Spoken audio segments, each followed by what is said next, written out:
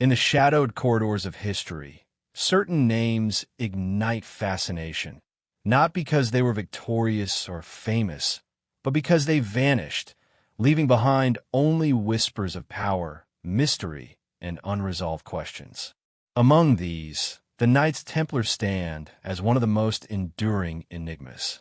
Their rise in the medieval world was meteoric, a blend of devout purpose, martial prowess, and financial acumen. They built fortresses across Europe and the Holy Land, guarded pilgrims on perilous roads, and amassed wealth that rivaled kings. Yet, their influence extended far beyond the battlefield or the bank ledger. They became symbols of secret knowledge, guardians of relics, and the subjects of rumors that would echo for centuries. But the Templars were not invincible. Their very strength, a sprawling network, immense wealth, and independence from secular rulers, became a threat in the eyes of kings and popes alike. As whispers of corruption, heresy, and forbidden rituals spread, their enemies began to move, unseen hands shaping events behind closed doors. And it was within this tension that a darker presence emerged, an order that would operate in silence, strike with precision, and leave an indelible mark on history: the Black Knights. This is not a tale of ordinary knights or simple betrayal. It is a story of power measured in shadows, of secrets passed in silence, and of a relentless pursuit that would echo across kingdoms. As we trace the rise of the Black Knights and their hunt for the Templars, we step into a world where the line between myth and reality blurs, where every whispered rumor could hide deadly truth, and where history itself becomes a shadowed battlefield.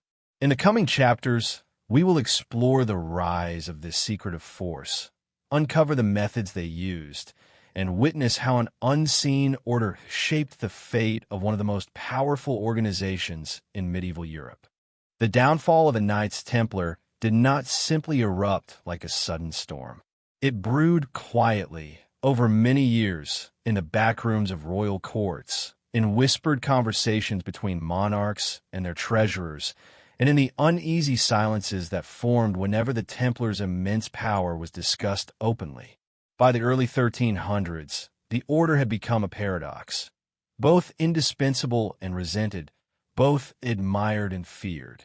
They were Europe's trusted bank, its most disciplined army, and its most well-traveled network of intelligence. Yet their independence, answering only to the Pope, made them untouchable in ways that frustrated kings who were drowning in debt and ambition. Among those kings, Philip IV of France stood at the center of the growing storm. His kingdom was wealthy in appearance, but fragile underneath, burdened by wars, failed economic reforms, and a treasury stretched thinner with each passing year. Philip was no ordinary ruler. He was cunning, meticulous, and obsessed with control. He distrusted any group that operated beyond his reach. And the Templars, with their fortified commanderies, secretive rituals, and vast repositories of wealth, represented a form of power he could neither dominate nor ignore. Every kingdom has shadows, and Philip sensed that the Templars held shadows of their own, hidden documents, alliances, and knowledge that could either protect or destroy him. But if Philip was the spark that ignited the downfall, the deeper forces that orchestrated the collapse were far more intricate. Not all who opposed the Templars did so openly. Some preferred to remain unseen, shaping events quietly from behind silk curtains and stone walls. High-ranking clerics who envied the Templars' independence, merchants who resented their monopoly on banking, rival military orders waiting for an opportunity, and even certain nobles who feared the Templars knew too much about their own dealings. These groups formed a quiet chorus of discontent. They needed only the right moment, the right accusation, and the right machinery to move against the order. Historians often portray the Templars as victims of a single man's greed, but the truth may be far more complex. The meticulous coordination of the mass arrests on October 13th, 1307, suggests planning on a scale that extended far beyond Philip's royal council. The dawn raids across France were executed with uncanny precision. Every commandery seized at nearly the same hour, documents confiscated before they could be burned, treasures loaded into guarded carts, and Templars detained without a single major escape. Such synchronization raises unsettling questions. How did the king's forces know exactly where key Templar vaults were hidden? How did they locate members who were known to move frequently between outposts? And how were sworn brothers, trained in vigilance and secrecy, caught so thoroughly off guard? The official explanation is simple: informants. But the deeper possibility is one that lingers like a cold breath beneath the historical record, that another force was guiding, advising, and assisting. A force that understood the Templars intimately. A force that did not want credit, glory, or recognition, but only the quiet execution of a mission. Many chroniclers of the time wrote about unknown men or silent officers who supervised the arrests. These figures wore no royal insignia, yet gave orders that royal soldiers obeyed without hesitation. Their presence in multiple regions at once suggested a level of organization that does not match any known division of Philip's army. Some believed these shadowy figures were personal agents of the king, trained in secrecy and tasked with managing delicate operations. Others thought they were early prototypes of an intelligence corps, formed by merging the talents of spies, interrogators, and disgraced knights willing to serve in anonymity. But there is another explanation found in the margins of monastic writings, a more mysterious one. Certain cloistered scribes describe these unknown officers as riders of the night, men whose armor carries no light, or simply the Black Ones. These descriptions echo earlier sightings of dark-clad warriors near Templar lands, sightings that grew more frequent in the months leading up to the arrests. Whether these men were truly the early Black Knights or merely prototypes of the order that would later be whispered about, their role in the Templar downfall seems undeniable. They appeared at interrogation chambers, observing silently, their presence unsettling both prisoners and officials. They handled documents with unusual knowledge, selecting certain scrolls and codices even before Templars could be questioned. And when it came to extracting confessions that often shaped the charges brought against the order, these silent figures were said to stand in the background, directing, overseeing, waiting. The political landscape further amplified the Templars' vulnerability. Pope Clement V, pressured heavily by Philip, found himself unable to defend the order as forcefully as he might have wished.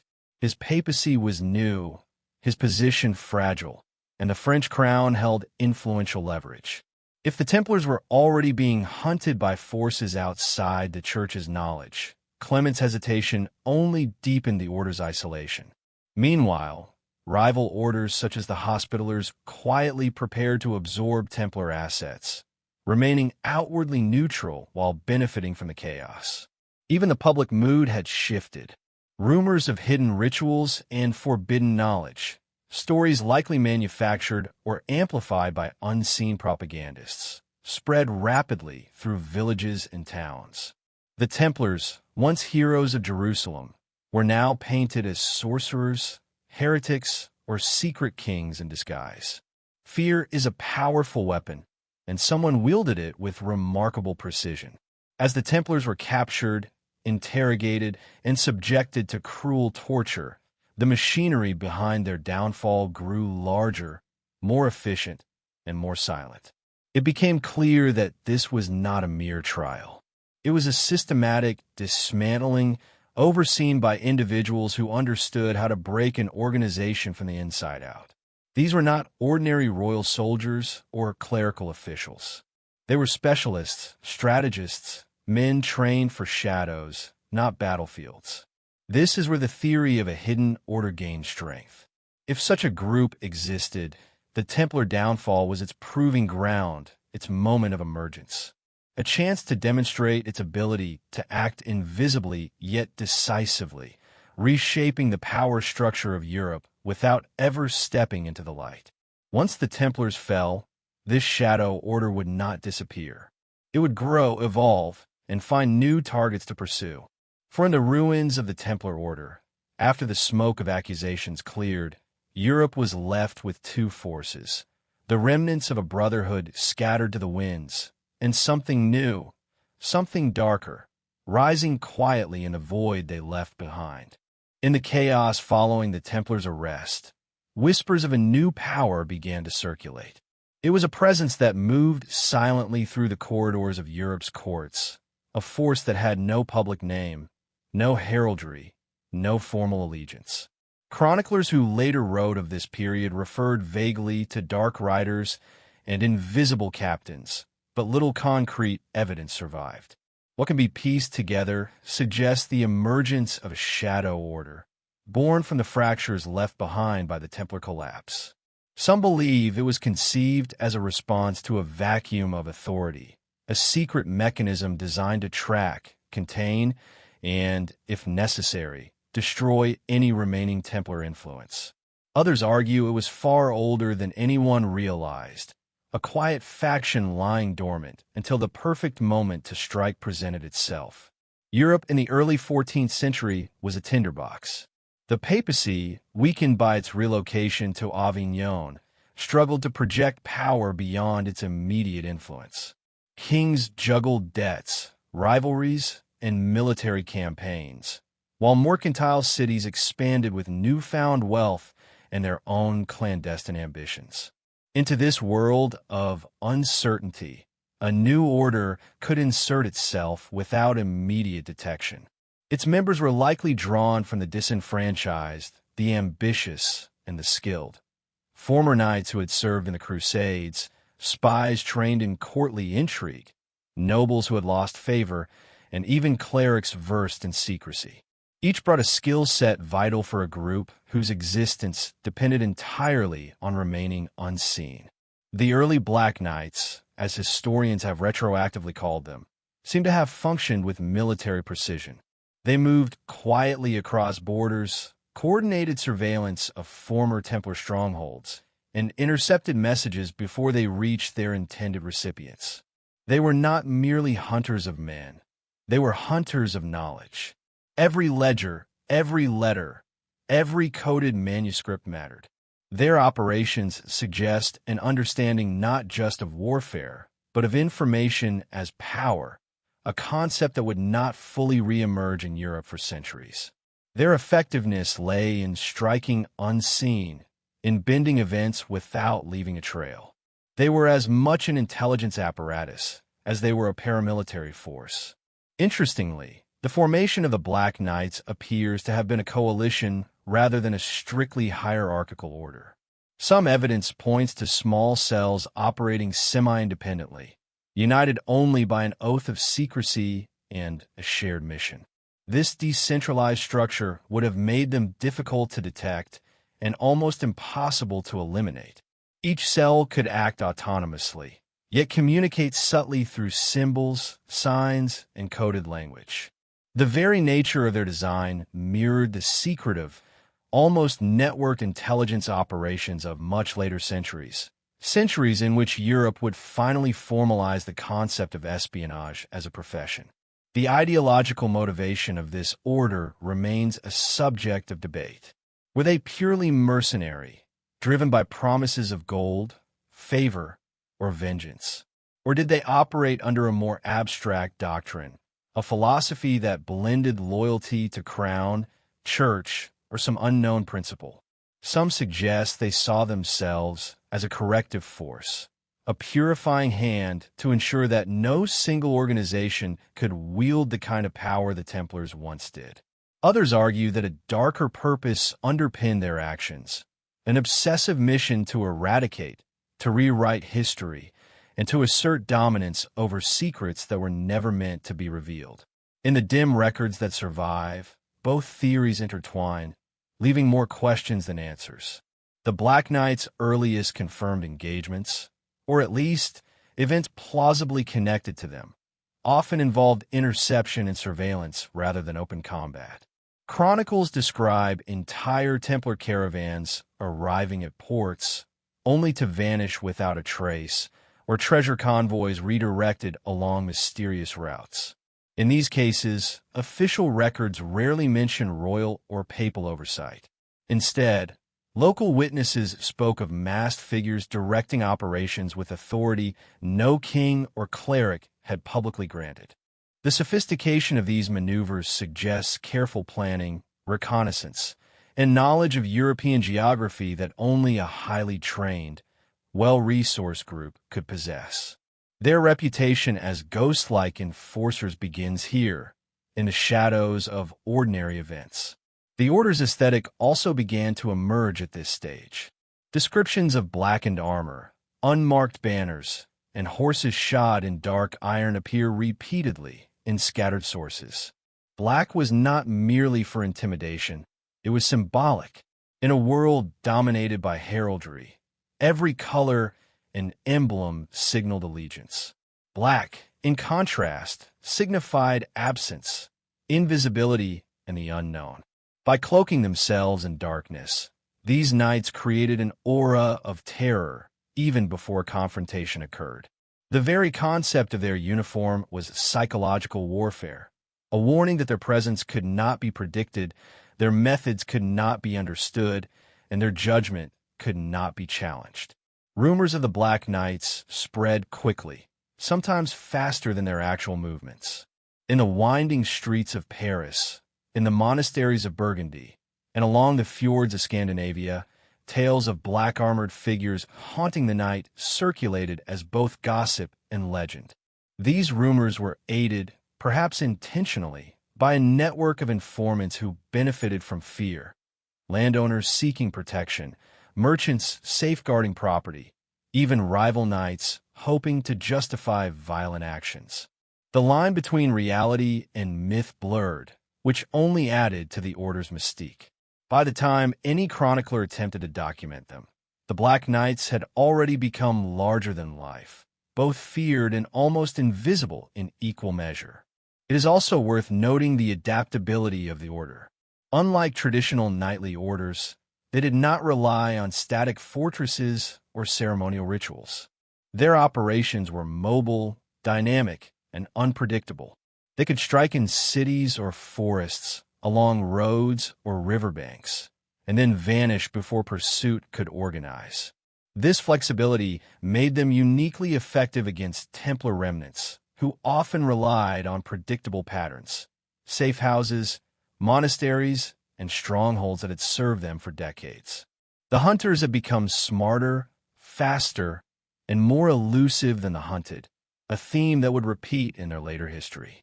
In essence, the Black Knights were born from necessity, opportunity, and the ambition of those who understood the power of secrecy. They emerged at the intersection of a crumbling order, political ambition, and a continent that had grown accustomed to conspiracies. What began as a quiet network of operatives evolved into a force capable of influencing events across borders, shaping the final demise of the Templars, and ensuring that history would never fully capture the scale of their operations. In this shadowed world, one thing becomes clear. While the Templars may have been the most visible power of their age, it was the unseen hand, the Black Knights, that ultimately dictated the rhythm of their fall. The Black Knights were not merely an invisible force. They were a carefully curated symbol, a presence that could instill dread without a single word spoken. In the fragmented chronicles of the time, sporadic references describe their armor as black as midnight, their shields unadorned by the crosses, lions, or fleur-de-lis that decorated the coats of traditional knights. Unlike the Templars, whose red crosses blazed as both identity and warning, the Black Knights wore nothing but darkness itself. It was not mere fashion, it was a statement. In a world where symbols communicated loyalty, authority, and intent, black represented ambiguity, authority unclaimed, and a menace that could not be measured. They were not knights who fought for land, gold, or papal favor. They fought for a purpose concealed even from those who commanded them, and their armor became a language in itself, telling everyone that they were neither to be bargained with nor understood. Eyewitness accounts, sparse though they are, describe a strange uniformity in this darkness. Helmets polished until they reflected nothing, gauntlets blackened with oil, and surcoats that absorbed light rather than reflecting it.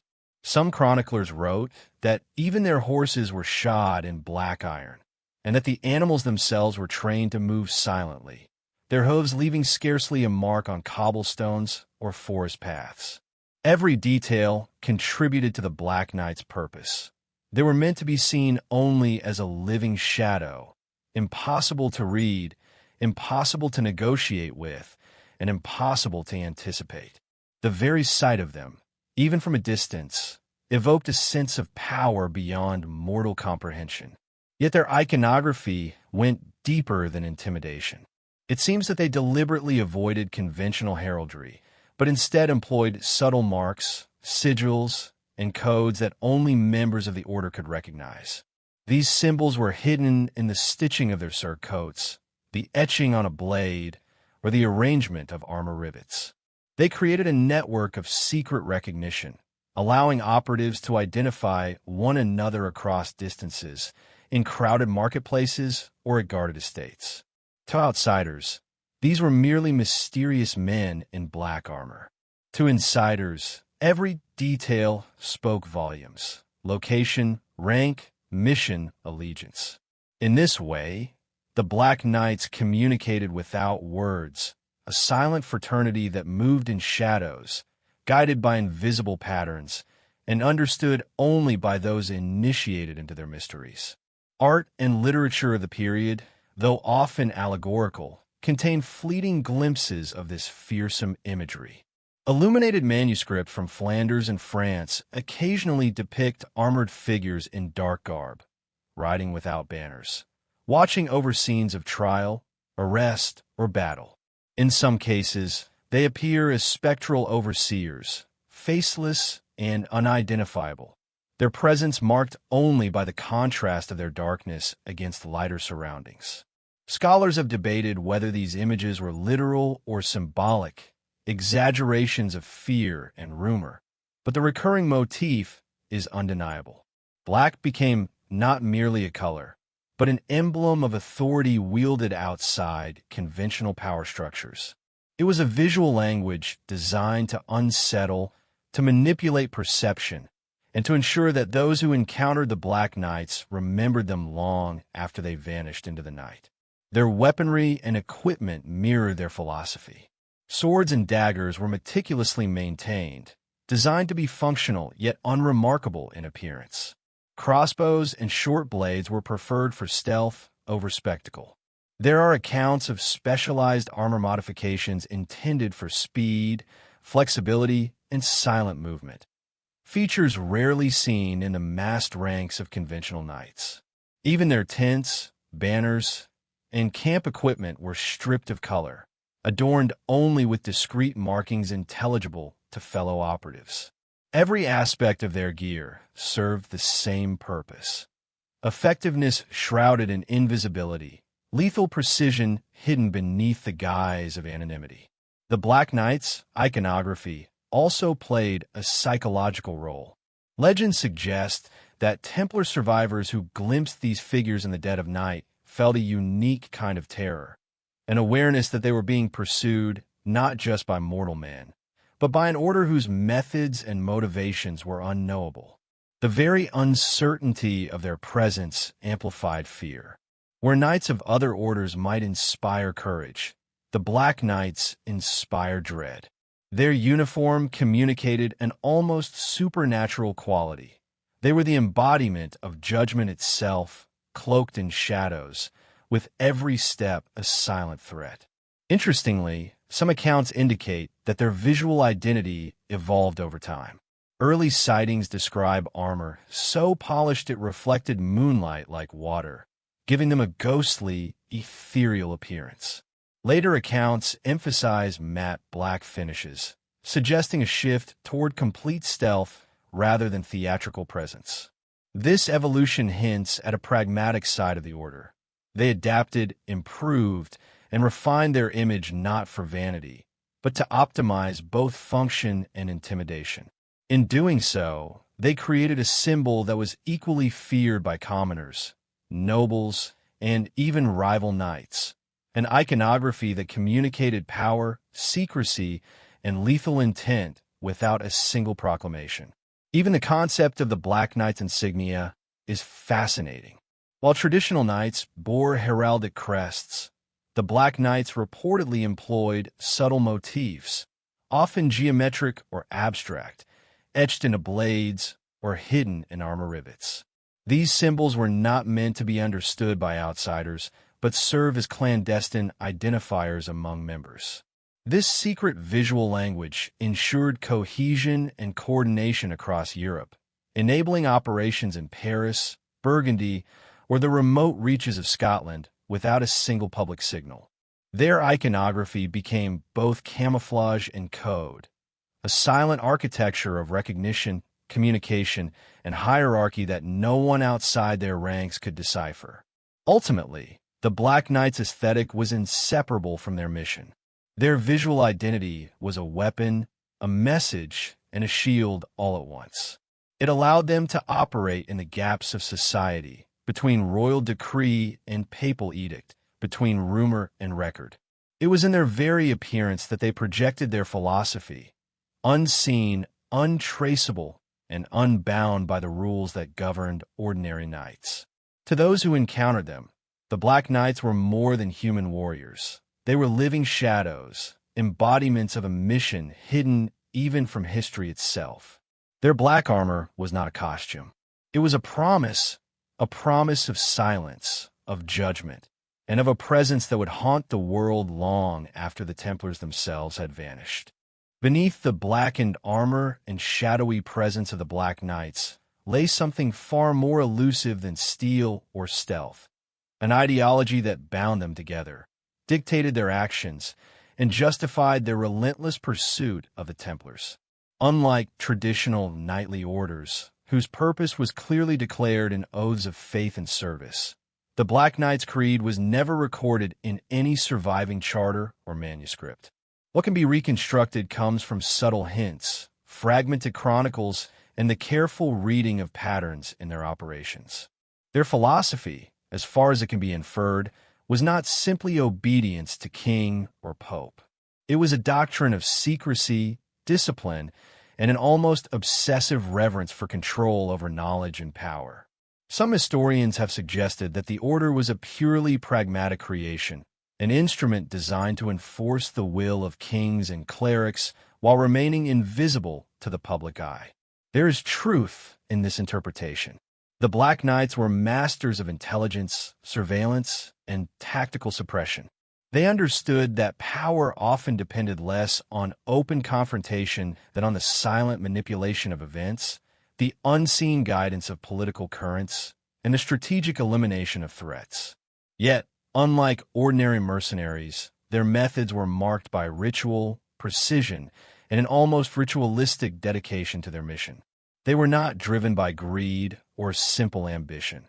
They were guided by a principle that, in their minds, transcended mere human reward.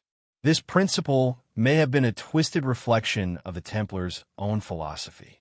The Templars combined religious devotion with military discipline, banking, and intelligence networks.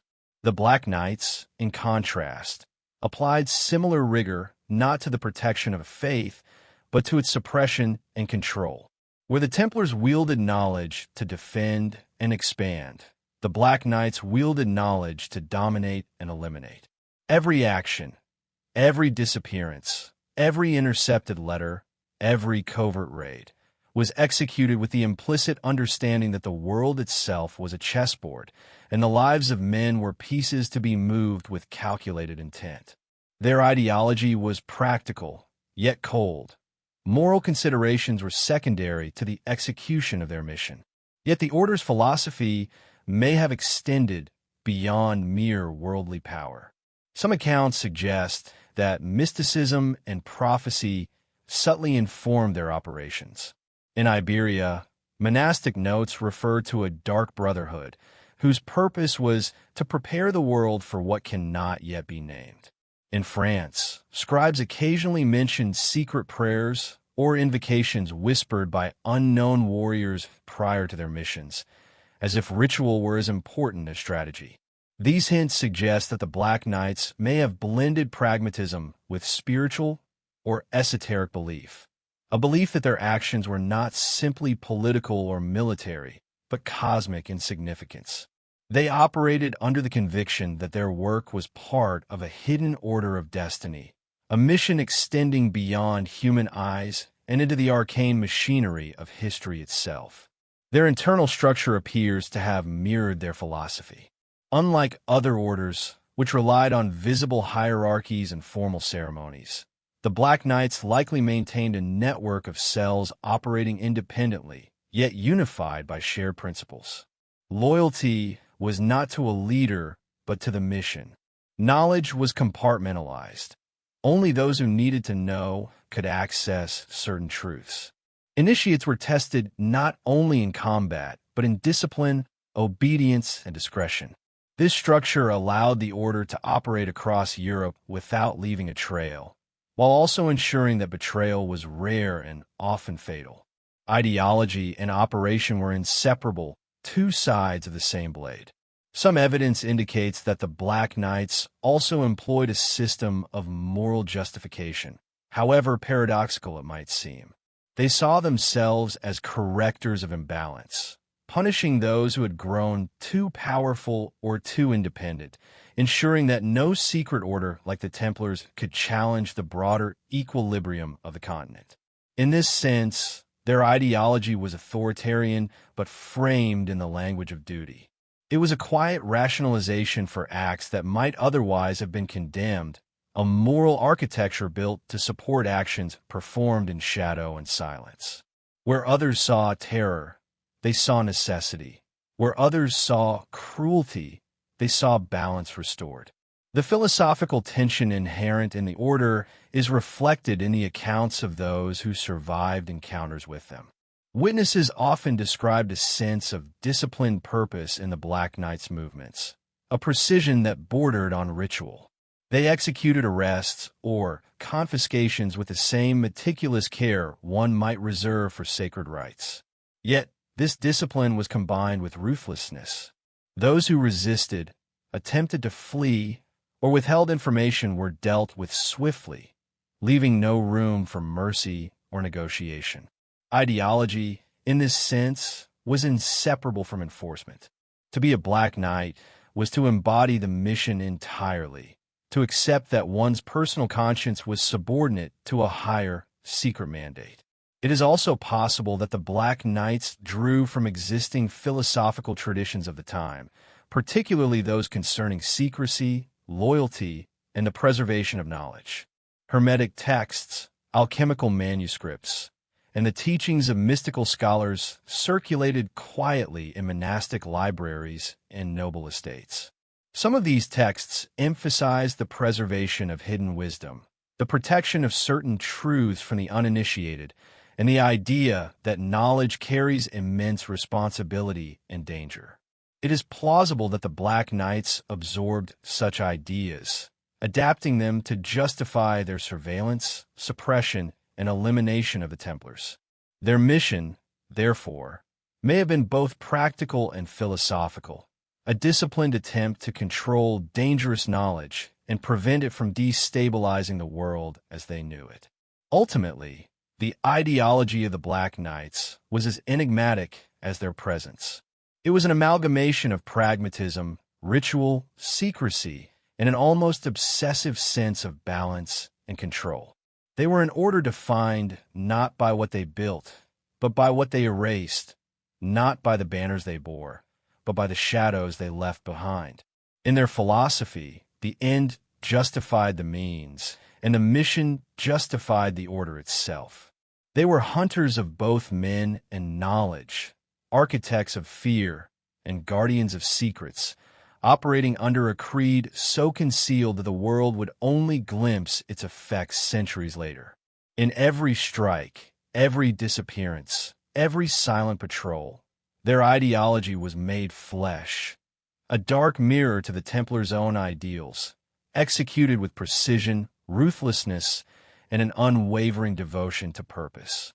The Black Knights did not rely solely on swords, armor, or the fear their presence inspired. Their true strength lay in their ability to move unseen through the veins of medieval Europe, to infiltrate courts, monasteries, and cities, and to manipulate events without leaving a single trace. They were masters of the shadows, but shadows alone cannot win a war. Behind the silence, there existed a vast and intricate network of spies, informants, and hidden wealth that allowed them to operate far beyond the reach of ordinary armies. Money, influence, and intelligence flowed through channels so discreet that centuries later, scholars would struggle to trace their origins. This network, silent and meticulous, was as much a weapon as the swords they carried. The first pillar of their power was information. The Black Knights seemed to understand early on that knowledge was the most potent currency of their age. Every monastery, every merchant guild, every regional court contained secrets that could be exploited, letters detailing troop movements, ledgers recording hidden treasures, and whispers of alliances too delicate to be written openly. Their operatives were trained to read the world not as a battlefield, but as a chessboard, where each piece, knight, noble, or monk, could be maneuvered with subtlety. They intercepted correspondence, decoded cryptic messages, and used misdirection to destabilize Templar communications. By controlling the flow of information, they controlled the outcome of confrontations before a single sword was drawn. In addition to intelligence, the Black Knights employed a complex web of informants. These were not merely spies in the modern sense, but individuals placed strategically throughout society. Portmasters who reported arrivals and departures, clerics who monitored monastic activity, merchants who provided information in exchange for protection or profit, and even former Templars coerced into service. Each informant fed pieces of the puzzle to the order, which then coordinated actions across vast distances. Their network allowed the Black Knights to anticipate movements, intercept shipments, and strike at opportune moments, often before the Templars themselves realized they were being watched. The effectiveness of this system depended not only on the loyalty of informants, but also on the order's ability to maintain secrecy. Exposure meant the collapse of an operation and often the death of those involved. Hidden wealth formed another critical component of their operations. While the Templars were famed for their riches, the Black Knights seemed to have had access to resources that were never fully accounted for in any royal ledger or papal document. Some of this wealth came from confiscated Templar treasure, expertly seized before it could be hidden. Some came from loyal patrons, nobles, merchants, or clerics who saw advantage in supporting a group capable of enforcing order in the shadows. Gold, jewels, and valuable manuscripts were moved with meticulous care, hidden in secret compartments of riverboats, walled-up cellars, and false floors in fortified houses. This wealth allowed the Black Knights to operate independently, maintaining autonomy from any king or pope, and funding operations that might otherwise have been impossible to sustain. The Black Knights' operational methodology also demonstrates a sophisticated understanding of strategy and logistics. They did not move as a single, predictable force. Instead, small cells operated semi-independently, often separated by hundreds of miles. Orders were delivered through secret channels, coded letters, cryptic symbols, and trusted couriers who risked capture to maintain communication. This structure allowed the order to act simultaneously in multiple regions, striking Templar assets in France, Burgundy, and beyond with a precision that would have seemed impossible to outsiders. At the same time, the decentralized nature of their network meant that no single failure could compromise the entire operation. The system was resilient, adaptive, and ruthless in its efficiency. Some of the most remarkable aspects of this network were the covert operations themselves. Chronicles and surviving legends hint at daring raids on isolated estates, ambushes along trade routes, and sudden disappearances of entire groups of men, goods, or documents. In every case, the Black Knights left little trace. No banners, no heraldry, and rarely a witness who could identify them. Even when rumors spread, they were often dismissed as folklore or superstition, preserving the order's anonymity. They were hunters of both people and information, experts in disrupting communication, isolating targets, and erasing any evidence that might reveal their presence. Their methods were surgical, combining martial skill with intelligence and foresight in a way that no contemporary military order could rival. The psychological aspect of their network cannot be overlooked. Fear and uncertainty amplified the effectiveness of their operations. Templars who heard whispers of black armored figures at the peripheries of their strongholds were often paralyzed with caution, hesitant to move, and prone to mistakes. Merchants, nobles, and minor officials who encountered evidence of the Black Knight's reach, whether a confiscated letter, a vanished shipment, or a strange rider on the road, learned to comply or avoid drawing attention. By manipulating perception as carefully as action, the Black Knights extended their influence far beyond the number of men they actually commanded. The mere possibility of their presence was often enough to destabilize targets. Even the geography of Europe played into their hands. The dense forests, winding rivers, and remote castles of France, Flanders, and the Iberian Peninsula provided ideal conditions for a clandestine network. Knowledge of terrain, river currents, and hidden pathways allowed the Black Knights to move rapidly and unpredictably, striking where their enemies least expected. Their familiarity with local populations, combined with a network of informants embedded in towns and ports, made them appear omnipresent. They became a force that existed simultaneously in the minds of the hunted and in the shadows of the land itself, a presence that could never be fully quantified or resisted. The synergy of intelligence, informants, and hidden wealth created a self-sustaining system. Each operation funded the next. Each piece of information amplified the network's reach, and each successful strike reinforced the order's reputation and influence. In this way, the Black Knights functioned not merely as warriors, but as orchestrators of a continental strategy, shaping the downfall of the Templars and asserting control over a landscape of power and secrecy. Their network was invisible to the ordinary eye, yet its effects were profound, rippling through courts, monasteries, and merchant houses alike.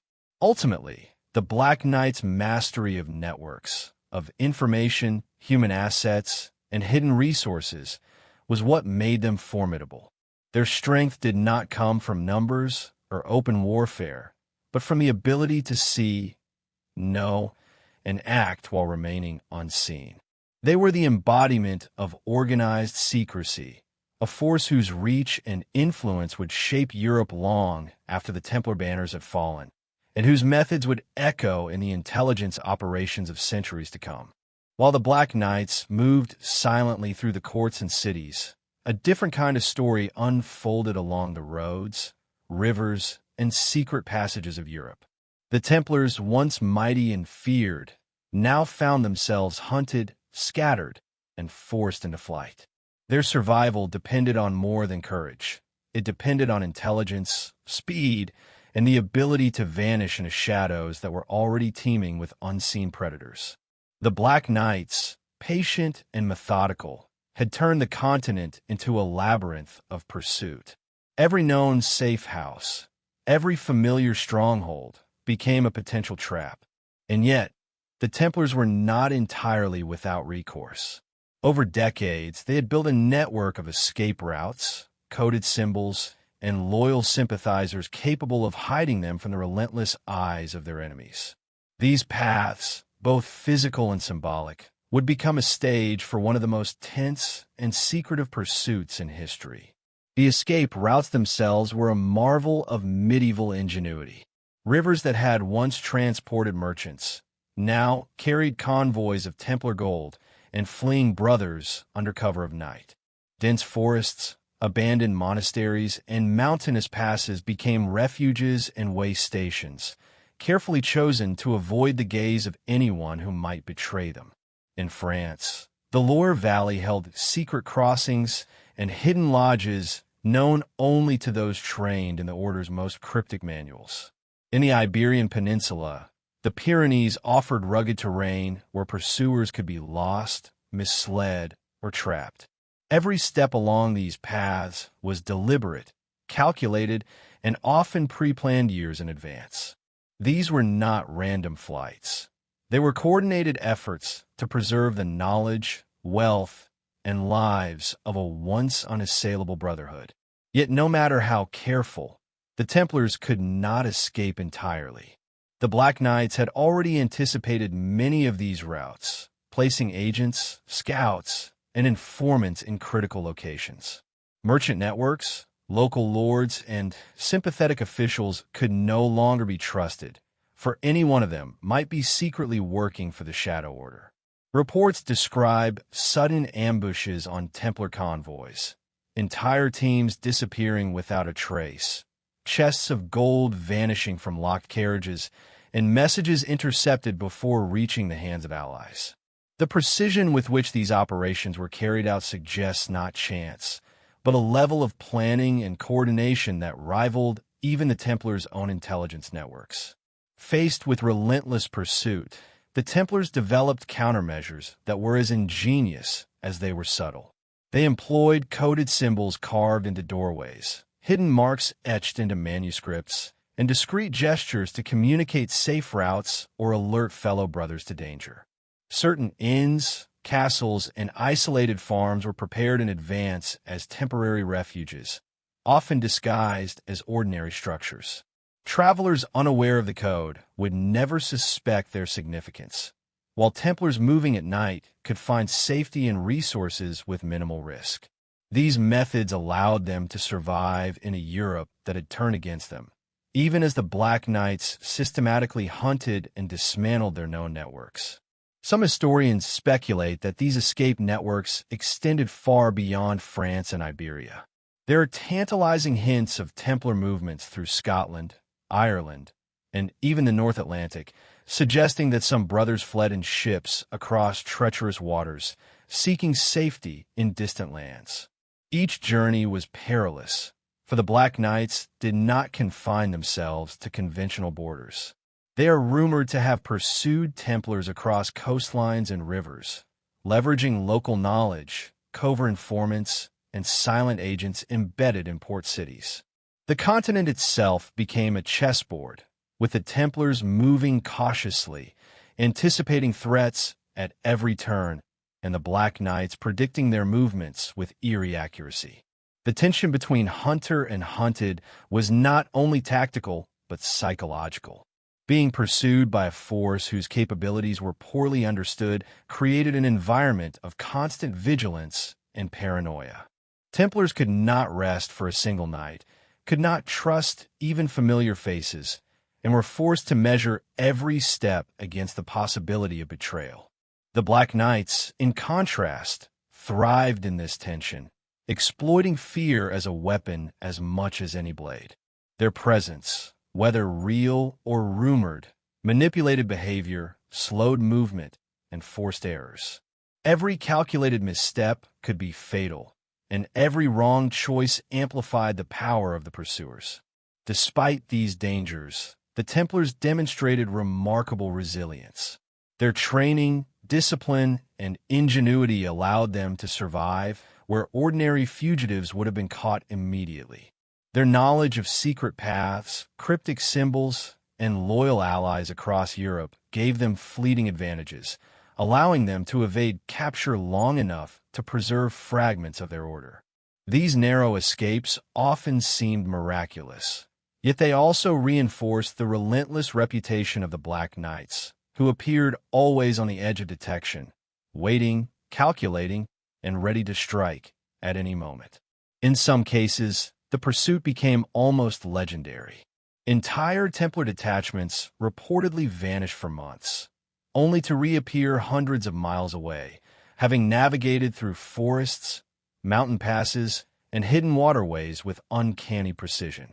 Each escape, however, exacted a price. Lives were lost, treasure was confiscated, and knowledge sometimes fell into the wrong hands. The Black Knights ensured that no victory was permanent, no route entirely secure. Every Templar safe house discovered, every document seized, further consolidated the Shadow Order's control and reinforced the narrative that they were more than hunters. They were orchestrators of an invisible, unstoppable campaign. This struggle, unfolding across Europe's rivers, forests, and coasts, illustrates a vital principle. The Black Knight's hunt was as much about control as it was about elimination. They sought not only to neutralize enemies, but to map the entire network of Templar operations, to understand the movement of knowledge, gold, and allegiance, and to remove any advantage that could allow the Order to rise again. In doing so, they transformed the simple act of pursuit into an intricate dance of strategy, secrecy, and survival. A shadow war played across the landscapes of a continent that was itself becoming a maze of hidden threats. The story of these escape routes is not just about survival. It is about the constant tension between light and darkness, between knowledge and secrecy, between those who sought to preserve the Templars and those who sought to erase them. The Black Knights, always unseen, shaped the paths of their prey with calculated brilliance, ensuring that the Templars' flight became as much a test of wits and endurance as of courage and faith. In this deadly game of cat and mouse, the hunter and the hunted were locked in a silent, relentless struggle, the echoes of which would linger long after the banners had fallen and the Order itself was scattered to the winds. The Templars were not the only ones to adapt in the chaos of pursuit. The Black Knights, ever observant and meticulous, learned from each escape, each failed ambush, and each slip of the hunted Order. They were not infallible, but they were relentless.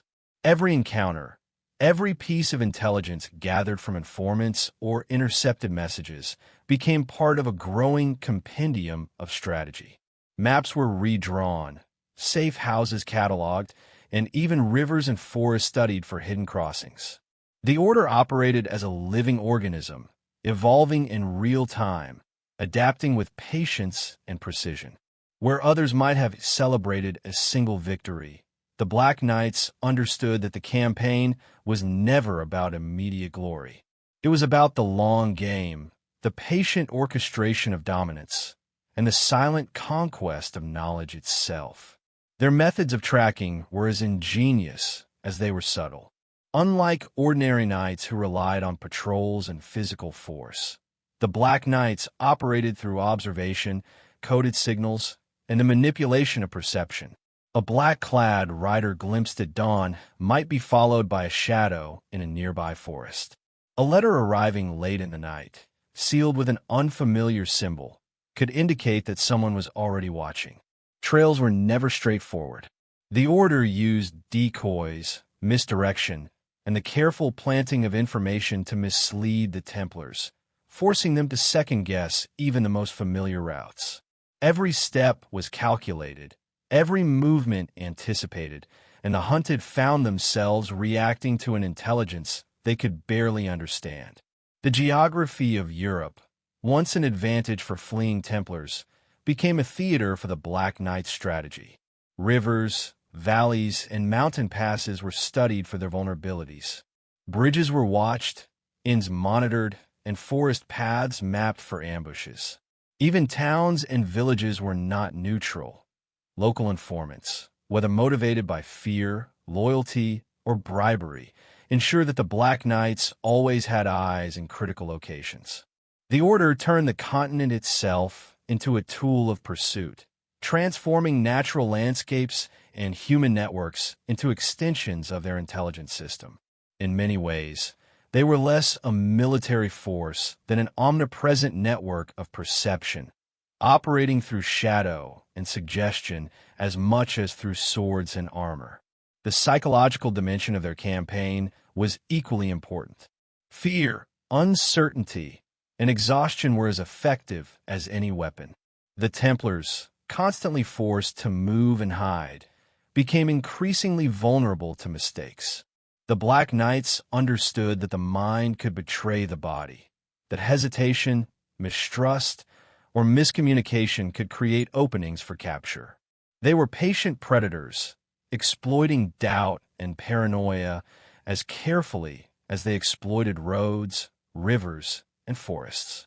Their presence was always implied, even when it was invisible. The very act of knowing the Black Knights were nearby, though one might never see them, was enough to destabilize a Templar operation. Each missive intercepted, each safe house compromised, each trail seemingly traced and then lost, was part of a strategy designed to wear down the hunted systematically. Accounts from the period hint at methods of surveillance that border on the modern understanding of intelligence work. Observers would shadow small Templar groups from a distance, remaining invisible yet maintaining perfect knowledge of their movements. Informants were positioned to report even the slightest deviation from known paths. Messages were intercepted and replaced or altered to create confusion. In some instances, entire convoys disappeared without a trace, suggesting that the Black Knights were capable not only of ambush, but also of sophisticated deception. These tactics were repeated across regions, from the Loire Valley to the Pyrenees, leaving the impression that the Black Knights operated not as scattered operatives, but as a cohesive, continent-spanning force. Yet the order did not rely solely on fear and strategy. They were pragmatic, and their efficiency was rooted in preparation. Safe houses were not random. They were carefully chosen for their concealment and strategic advantage. Supplies, transport routes, and secret pathways were mapped in advance. Ambushes were not improvised. They were rehearsed, coordinated, and executed with precision. Even in an age of limited communication technology, the Black Knights achieved synchronization across distances that would have confounded ordinary armies. It was this combination of patience, observation, and preparation that allowed them to pursue the Templars relentlessly, often anticipating moves before they were made, and striking with precision when opportunity arose. The pursuit was not unbroken, of course. The Templars occasionally escaped, disappearing into regions where the Black Knights had not yet established complete control, or using decoys to mislead their hunters. But even in these instances, the Black Knights adapted quickly. They studied the escape, refined their methods, and ensured that next time, the Templars' options were even more limited. The chase itself became a cycle of learning and adaptation, a silent dialogue between hunter and hunted, in which the advantage shifted subtly, then decisively, in favor of the Shadow Order. Ultimately, this period of pursuit reveals the Black Knights as more than mere warriors or mercenaries. They were architects of information, psychology, and strategy. They transformed the landscape of Europe into a stage for an invisible campaign, shaping not only the fate of the Templars, but also the way history would remember the power of secrecy. Their methods, both terrifying and methodical, demonstrate a level of sophistication that belies the era's reputation for blunt, straightforward warfare. In shadows, they moved like a force of nature, unseen, relentless, and ultimately inevitable. The world of the Black Knights was one shrouded in shadows, not only in their deeds, but in the very way they communicated. Unlike the Templars, who left behind charters, ledgers, and relatively open records of their operations, the Black Knights relied on a secret language of symbols, sigils, and cryptic codes that seemed almost impossible for outsiders to decipher. These were not mere decorations or ceremonial flourishes. Each mark, each emblem, carried layered meanings, instructions, or warnings that only the initiated could fully comprehend. Some scholars believe that these signs were derived from ancient Druidic runes, forgotten ciphers from the Library of Alexandria, or even cryptographic techniques known only to the inner sanctums of medieval secret societies. Manuscripts recovered from monasteries and private collections often reveal glimpses of this hidden language. Small, almost imperceptible symbols drawn in the margins of a letter, sequences of dots and lines subtly woven into the border of a map, or even the placement of a candle in a ritual illustration. All could signify coded messages to those trained to read them. One chronicler from the 14th century noted an encounter with a group of knights who spoke not with words, but through the movement of hands, the tilt of shields, and the arcane symbols etched upon their cloaks. Modern cryptographers have speculated that this might have been a form of early steganography, where messages are hidden in plain sight, visible only to those who know where and how to look. In some accounts, the Black Knight's symbols were more than mere codes. They were talismans imbued with esoteric power. Certain sigils were believed to protect the order from betrayal, while others acted as warnings to enemies, indicating that the observer had stumbled upon a secret domain. These markings were often placed in locations that seemed ordinary, carved into doorways, etched into stone walls, or even painted on the backs of chairs in noble courts. But to the trained eye, they were as clear as day. Some historians suggest that this combination of secrecy, symbolism, and perceived supernatural protection is what allowed the Black Knights to operate in the shadows for centuries without ever being fully unmasked. The use of codes extended beyond visual symbols. Some documents suggest that the Black Knights employed what might be called musical ciphers, where specific sequences of notes or rhythms could convey strategic information during rituals or covert meetings. A single flute melody or the subtle toll of bells at night might signal an ambush, a safe passage, or the presence of enemies.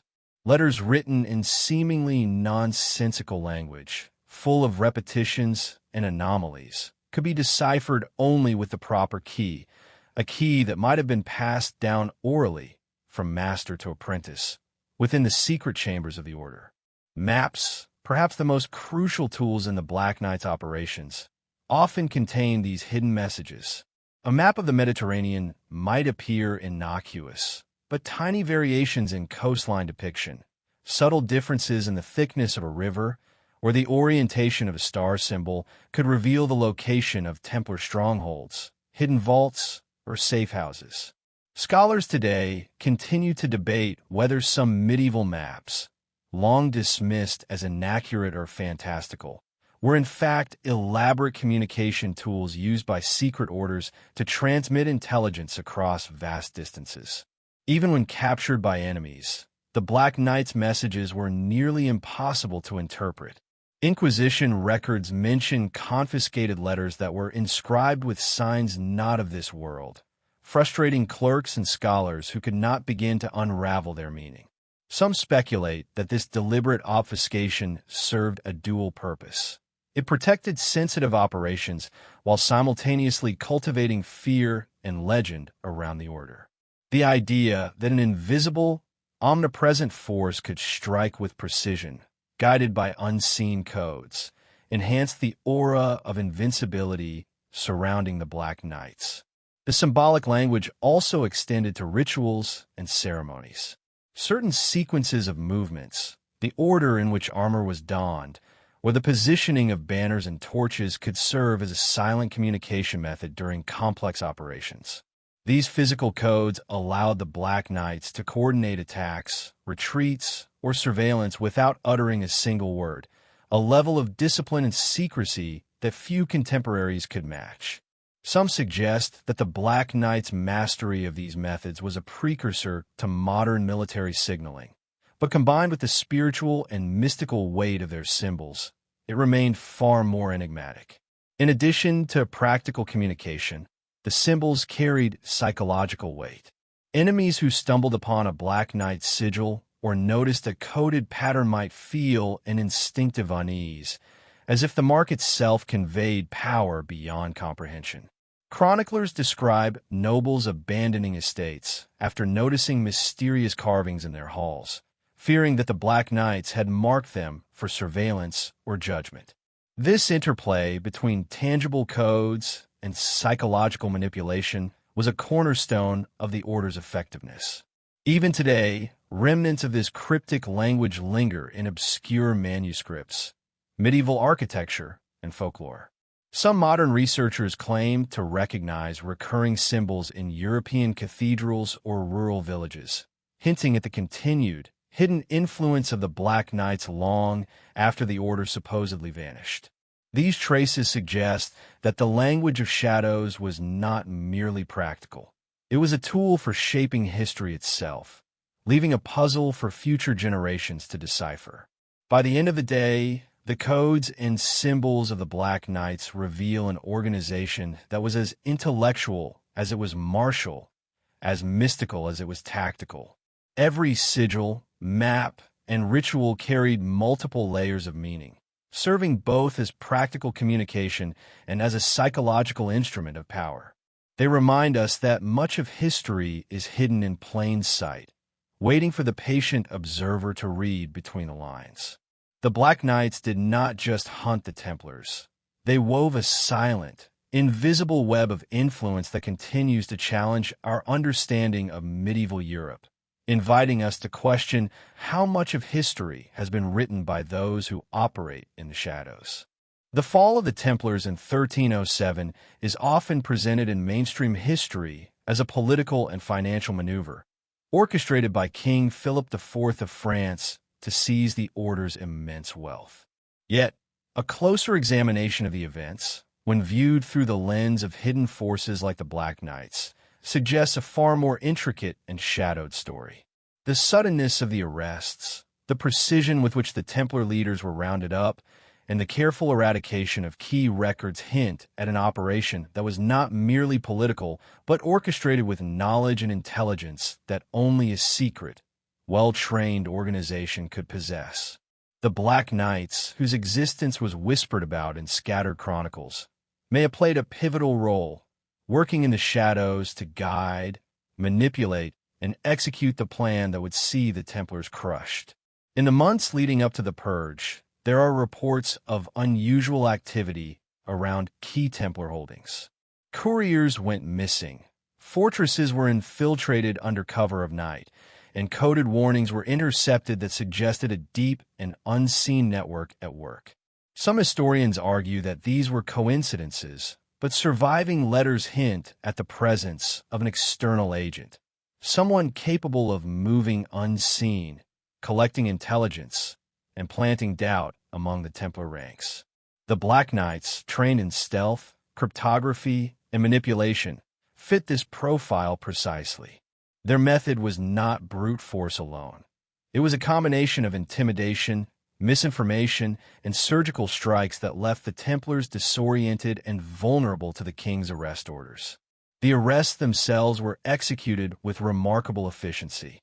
On October 13th, 1307, Templar knights across France were simultaneously apprehended, their fortresses surrounded, and their treasures confiscated.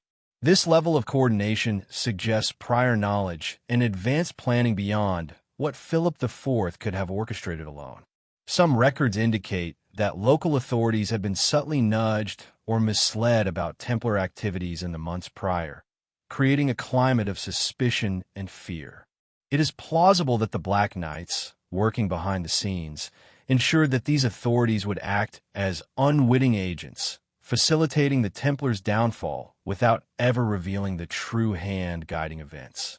The confessions extracted from Templar leaders, often under torture, present another layer of mystery. Many of the alleged heresies, blasphemous rites, and secret practices described in these confessions bear striking resemblance to the tactics attributed to the Black Knights themselves.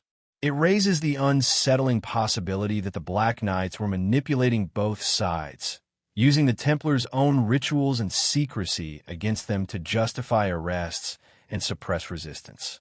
The psychological sophistication of these maneuvers, combining fear, misdirection, and secrecy, points to an enemy who understood the Templars not merely as knights, but as custodians of hidden knowledge.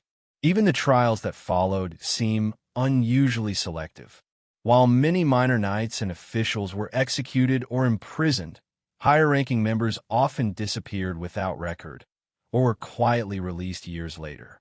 Some researchers speculate that these select survivors were those who had been aware of the Black Knight's involvement, perhaps even complicit in some way, and therefore spared to ensure the secrecy of ongoing operations.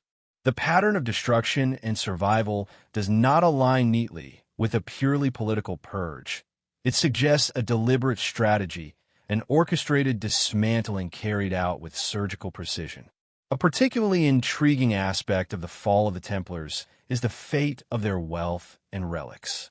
While a significant portion was seized by the crown or absorbed by rival orders, countless accounts suggest that much of it vanished without trace. Hidden tunnels, secret vaults, and coded maps hint that some treasures may have been intercepted or redirected by the Black Knights before authorities could claim them. These artifacts, including sacred relics, manuscripts, and mysterious objects of power, may have passed into the hands of an order whose purpose was not to rule openly, but to control influence from the shadows. The idea that the Black Knights could have been orchestrating the movement of such treasures adds a layer of almost cinematic intrigue to the historical record. Historians have often dismissed these hints as speculation, yet scattered contemporary accounts support the theory of a hidden actor. Chroniclers mention men cloaked in black, moving unseen across the lands, leaving only whispers of their passage, or forces unknown, who knew the knights' every movement before they themselves knew it. While cryptic, these statements align with what we know about the Black Knight's methods: silent observation, coded communication, and the ability to manipulate events without revealing themselves. The possibility that such an organization directed, influenced, or facilitated the Templars' downfall cannot be easily ignored, especially given the timing, precision, and complexity of the purge. The geographical spread of the Black Knight's operations may also explain why Templar resistance was so fragmented. Reports of infiltrations in remote fortresses, sudden betrayals, and compromised communications hint at a network that operated across regions. It is possible that the Black Knights had already embedded agents within key Templar houses, monitoring, intercepting, and guiding the flow of information to ensure that no coordinated response could arise. Such a level of strategic intelligence, combined with the ruthlessness attributed to the order, paints a chilling picture. The Templars, despite their legendary training and discipline, were outmaneuvered by an invisible, omnipresent adversary. The aftermath of the purge further reinforces the idea of hidden orchestration. Beyond the public executions and confiscations, an eerie silence descends over the historical record. Some Templar survivors disappear entirely, their names erased from chronicles. Others re-emerge years later, often under different identities or in distant lands, occasionally carrying traces of the order's influence. The Black Knight's fingerprints may be discerned in this pattern, a controlled dismantling, coupled with selective preservation of certain lines and knowledge, ensuring that the Templar legacy was neither completely destroyed nor allowed to flourish openly. The fall of the Templars, when seen through this shadowed lens, becomes more than a story of greed and political intrigue. It transforms into a tale of a secret war, waged not on open battlefields, but in whispers, coded messages, and silent movements. The Black Knights, operating in the margins of history, may have been the true architects of the Templars' collapse, guiding events with precision and ensuring that a shadow order remained hidden, unchallenged, and influential long after the public narrative had been written. This hidden hand suggests a world in which history is never quite as it seems, where the most powerful actors remain unseen, and where the line between legend and reality is deliberately blurred.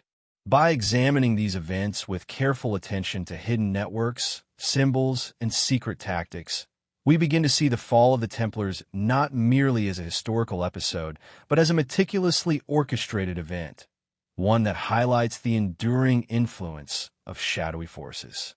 It challenges the notion that history is written solely by those in the light and invites us to question how many of the stories we take for granted were shaped by those who preferred to remain invisible. The Black Knights, silent and elusive, may have been the ultimate arbiters of this chapter of history, their legacy hidden yet profoundly felt in every fragment of the Templar story that survived. The Black Knights occupy a strange space between history and myth, a place where the line between fact and legend becomes almost indistinguishable. Unlike the Templars, whose deeds were recorded in chronicles, ledgers, and official correspondence, the Black Knights left behind little concrete evidence. Their existence is scattered across whispers in ancient texts, obscure manuscripts, and the oral traditions of the regions where they were said to operate. Over the centuries, this scarcity of records allowed mythology to grow around them, shaping the way generations understood or misunderstood their purpose. These myths, while often fantastical, reveal deep truths about the order's methods, influence, and enduring legacy. Many medieval chroniclers spoke of knights in black armor who appeared suddenly in battle, vanishing as mysteriously as they had arrived. These figures were said to move with an almost supernatural precision, striking at the right moment, disappearing before they could be pursued, and leaving behind only a sense of fear and awe. Some accounts describe them as incorporeal shadows, an impossible force that seemed more spirit than human. Skeptics dismissed such stories as exaggeration or allegory, but when cross-referenced with more reliable reports of ambushes, strategic disruptions, and unexplained Templar losses, a pattern emerges. The Black Knights were exceptionally skilled in both warfare and secrecy, and their reputation alone was a weapon. Legends also describe the Black Knights as keepers of forbidden knowledge. While the Templars were known for their archives, libraries, and maps, the Black Knights supposedly operated in even greater secrecy, guarding texts and relics considered too dangerous for general knowledge. These items were said to contain arcane wisdom, advanced strategic principles, and perhaps even knowledge of technologies or practices that rivaled the conventional understanding of the medieval world. Folklore suggests that these texts were hidden in underground vaults, remote monasteries, and secret chambers, accessible only to the highest-ranking initiates of the order. This duality, a presence both feared and invisible, an order both martial and esoteric, fueled the mystique that survives to this day. Oral traditions provide another layer of insight into how the Black Knights were perceived. In regions of France, Spain, and Italy, stories passed down through generations tell of encounters with these shadowy figures, sudden rescues of towns under siege, disappearances of corrupt officials, or mysterious travelers who seem to know every secret of the land. These tales often contain symbolic elements, black horses, moonlit forests, coded gestures, which reinforce the idea that the Black Knights were not simply men in armor, but agents operating according to a larger, hidden design. They were seen as arbiters of justice, enforcers of secrecy, and sometimes even as supernatural entities walking the boundary between the mortal and the mystical. The intersection of myth and historical record is perhaps most evident in accounts of their involvement with the Templars. While some chronicles claim the Black Knights were mercenaries or agents of rival powers, others suggest that they pursued the Templars for reasons tied to knowledge, prophecy, or even vengeance. It is possible that some stories were deliberately embellished or altered to obscure their true role, creating a narrative that was half warning, half allegory. The persistence of these myths across centuries, however, indicates that there was likely a kernel of truth, a secret order operating with purpose and discipline, whose impact was felt even if its members were rarely seen. Architecture and symbolism also contribute to the mythos of the Black Knights. Some researchers have noted recurring motifs in cathedrals, castles, and rural chapels, geometric patterns, hidden chambers, and subtle carvings that may have served as signs for those familiar with the order. While some scholars argue that these are coincidental or purely decorative, others suggest that they were deliberate markers, guiding the initiated, warning enemies, or conveying messages across distances. Such subtlety blurs the line between fact and legend, creating an aura of omnipresence. Even in places where the Black Knights were never recorded as active, traces of their influence seem to linger, embedded in the very structures of Europe. The myths surrounding the Black Knights also emphasize their moral ambiguity. Unlike traditional knightly orders bound by chivalric codes, the Black Knights operated according to rules known only to themselves. To outsiders, their actions could appear ruthless, cruel, or inexplicable. Yet within the context of their own code, these acts were strategic, disciplined, and purposeful. This moral complexity, combined with their skill and secrecy, ensured that stories of the Black Knights carried a mixture of fear, respect, and fascination. They became figures of legend precisely because they defied easy categorization, embodying both light and darkness. Even in modern times, the myth of the Black Knights continues to captivate imaginations. Writers, historians, and conspiracy theorists alike have speculated on their ongoing influence, imagining the order as a precursor to secret societies, intelligence networks, or shadow governments. Some claim that their principles were passed down through other organizations, hidden in symbols and rituals that survived under different names. Others see them as archetypes, the perfect example of a hidden force shaping history from the shadows, their deeds both real and symbolic. This duality, historical and mythological, is perhaps the greatest testament to their enduring power. Ultimately, the mythology of the Black Knights serves not merely as entertainment or legend, but as a lens through which we can examine the hidden layers of history. It challenges the assumption that history is fully documented, reminding us that much of what shaped the medieval world may have been influenced by forces operating in secret. By blurring the line between fact and fiction, these myths encourage a deeper, more inquisitive approach to understanding the past, prompting us to look for patterns, read between the lines, and question whose stories are told and whose remain hidden. In this space between reality and legend, the Black Knights continue to exist, elusive, enigmatic, and profoundly influential. They are shadows on the edges of history, figures whose presence is felt even when their actions are unseen, whose influence can be traced in both tangible events and enduring tales. Their mythology is not simply a collection of stories. It is a reflection of the power of secrecy, the allure of the unseen, and the enduring human fascination with those who operate beyond the reach of the light. It is a mythology that warns, inspires, and haunts, perfectly embodying the order they left behind. Even after the dissolution of the Templar Order, whispers persisted that not all of its members had vanished, and not all of its secrets had been lost.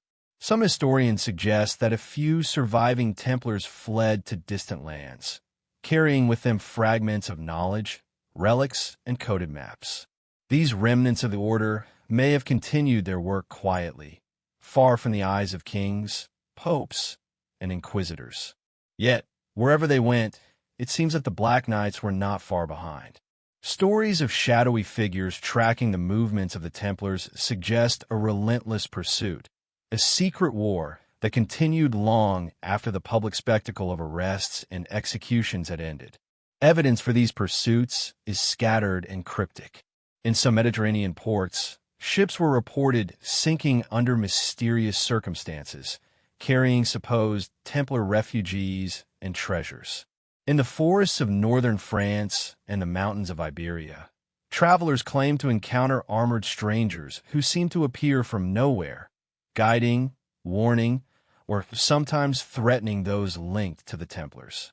These reports, often dismissed as folklore or exaggeration, may point to the meticulous intelligence and operational networks of the Black Knights. It was not only physical force they wielded, but a mastery of fear, strategy, and manipulation that allowed them to control outcomes from the shadows. The surviving Templar lines, if they existed, were forced to adapt. They could no longer operate as a unified order with visible fortresses, public ceremonies, or open communications. Instead, they moved in small, dispersed cells, relying on secrecy, coded messages, and hidden caches. Every action, every step, was shadowed by the possibility that the Black Knights were observing. In this climate of perpetual vigilance, knowledge became both a weapon and a shield. The Templars who survived understood that the preservation of their legacy depended not on open confrontation, but on subtlety, cunning, and the ability to disappear when necessary. Some accounts suggest that these hidden Templar survivors may have been responsible for influencing other emerging orders or secret societies in Europe. Allegedly, they shared selective knowledge with groups such as the Freemasons, the Rosicrucians, or other esoteric fraternities, ensuring that fragments of their wisdom persisted while remaining protected from hostile powers. If these connections are true, the Black Knights may have continued their role as hunters, guardians, or regulators, ensuring that this knowledge did not fall into the wrong hands. The interplay between survivor networks and shadow enforcers created a delicate balance, a hidden chessboard upon which the fate of secrets and relics rested. The pursuit of surviving Templars was not merely for vengeance or suppression. It also had a strategic dimension. The Black Knights appeared to understand that the Templars were custodians of knowledge that could reshape political, religious, and economic landscapes. By monitoring, containing, and sometimes eliminating these lines, the Black Knights ensured that the Order's influence was constrained, that no revival could threaten established power structures. In many ways, they acted as both hunter and curator, preserving some elements while extinguishing others, shaping the legacy of the Templars without allowing them to reclaim their former prominence. Geography played a significant role in these hidden conflicts. Remote castles, secluded monasteries, and hidden valleys became arenas of covert encounters. Templar survivors moved with extreme caution, aware that betrayal could come from anyone, a neighboring village, a local noble, or even a seemingly loyal comrade. The Black Knights, trained in reconnaissance, infiltration, and intelligence gathering, were reportedly able to anticipate movements, intercept communications, and neutralize threats with efficiency that was almost preternatural. Surviving accounts speak of ambushes avoided at the last moment, secret hideaways discovered and abandoned, and sudden, inexplicable interventions that saved lives or redirected plans, all hinting at the unseen hand guiding events. This cat-and-mouse dynamic between the Black Knights and surviving Templar lines also contributed to the spread of myth and legend. Tales of spectral knights, miraculous escapes, and hidden treasures began to circulate in villages and courts alike. Some scholars suggest that these stories were deliberately propagated by the Black Knights themselves, a psychological tool to instill fear, enforce secrecy, and maintain control over knowledge that could otherwise empower adversaries.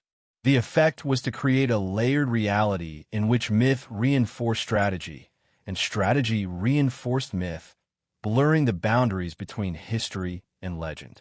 The impact of these ongoing pursuits may also be seen in the dispersion of Templar relics and treasures.